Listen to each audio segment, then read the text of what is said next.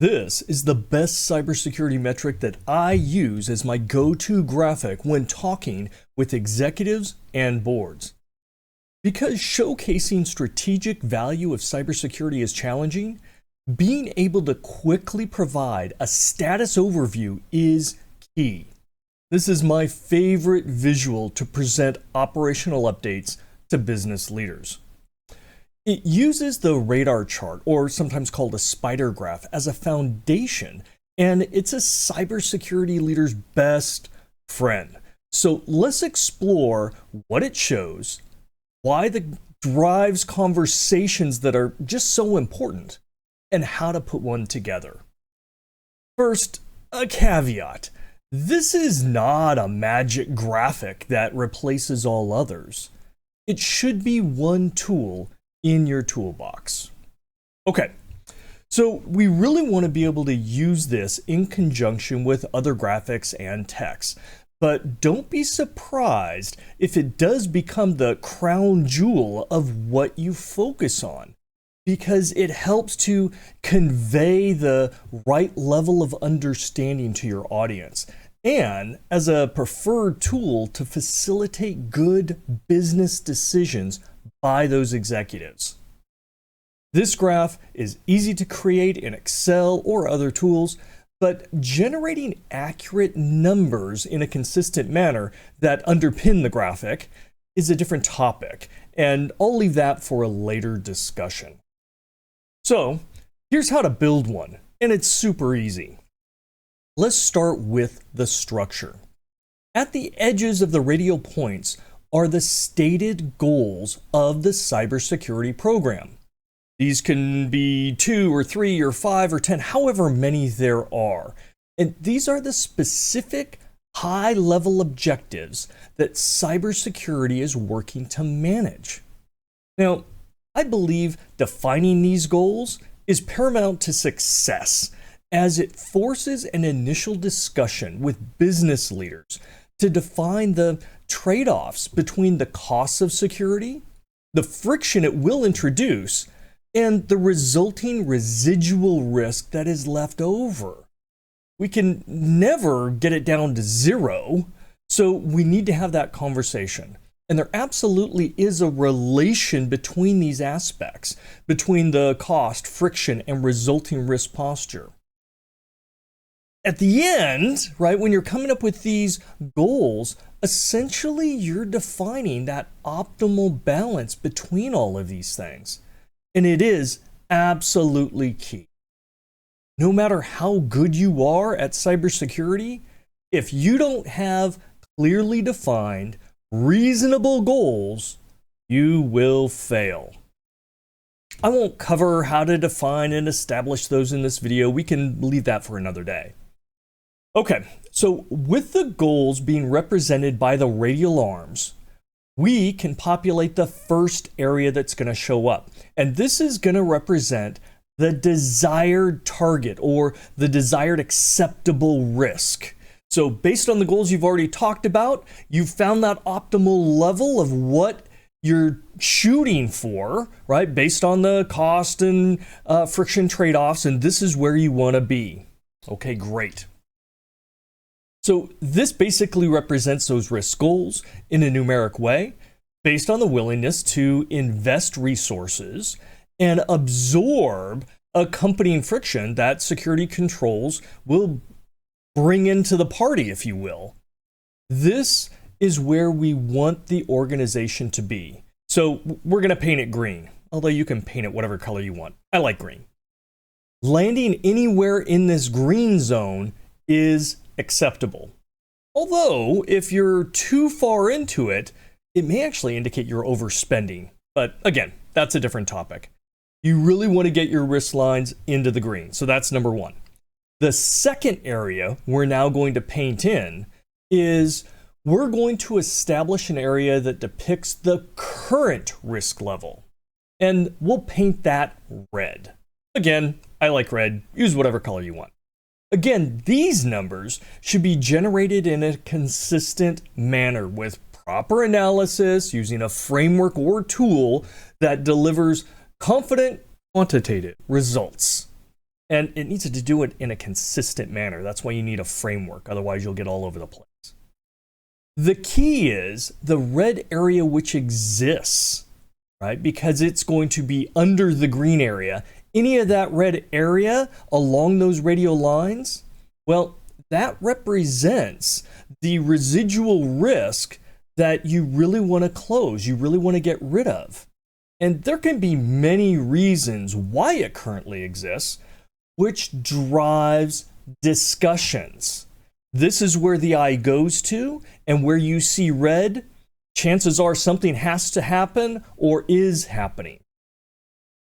Presenting to an executive like a CEO, they must understand, right, that there is a certain amount of risk, and if that delta does exist, they're probably not educated in all the complexities and dependencies of cybersecurity, nor do they want to be.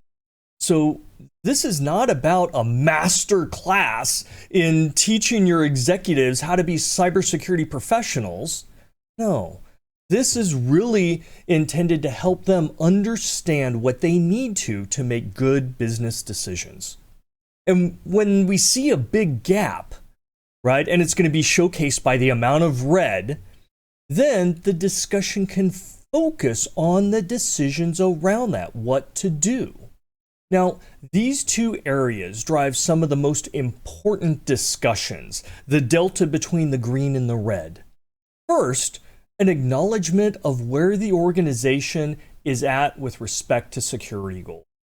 Second, the level of risk which is desired. Third, it gives the executives enough information to start asking questions or making business decisions. Executives really only have a few choices. If they see that red, they can do a few things. Number one, they can decide, hey, we need to invest or reallocate resources, maybe reprioritize them to mitigate or transfer the risk to be able to close that distance. And that's a legitimate discussion to have. The second thing they may do is they may accept some or all of the risks, all of that, red area, which essentially is then deciding we're going to move the green area outwards because you're now redefining what that optimal desired risk is because they're willing to accept more. So the red area shrinks only because the green area grows. And again, if we're talking about the senior most executives of the company, they have the ability to accept risk. And it may be on behalf of the owners or the shareholders, but that's part of their role. So that too is something legitimate. Now, the third is not quite as productive. They can simply deny that the risk exists, which then kind of requires a short primer session on how these numbers are calculated, right? If an executive is just in pure denial, well, then you have to show them those frameworks in how it's calculated and the confidence. And no executive really likes that exercise, and often it's a one-time event just to level set on the methodology. Okay, the last aspect that we're going to add here is really about showing history. What we'll do is for the last period that you took your measurements or that you presented, and that could be a day, week, month, quarter, year, whatever is good for you, but essentially it's the last time the audience saw it, right? You want to show them what was the risk line at that point in time. And I often choose it as a line versus an area so that we can delineate what the current risk level in red is compared to that line. So we basically get to see how the risk level has changed over time, over that last time period. And it can tell many different stories, such as how the team has reduced the risk to get closer or maybe even achieve the target, right? And this is always a fun one to have. If you had red in the previous cycle and now you've gotten it all the way down into the green, congratulations. It's a great success story. Unfortunately, it doesn't always happen, right? The second thing it can show is how the risks are increasing. Okay? So how potentially that red area is growing. And that may be due to internal factors, such as non-compliance to policy, or potentially some kind of business decisions that are being made that are adding on more of this risk. And that type of exposure then pushes that red zone to expand.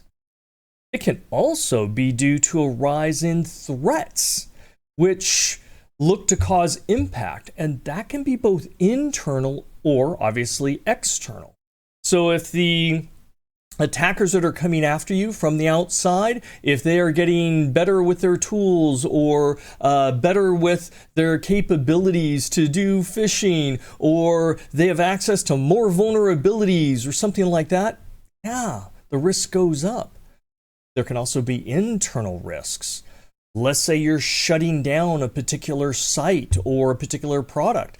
There may be workers that are emotionally tied to that, and they may not particularly like that. That too can raise the risk of insider incidents.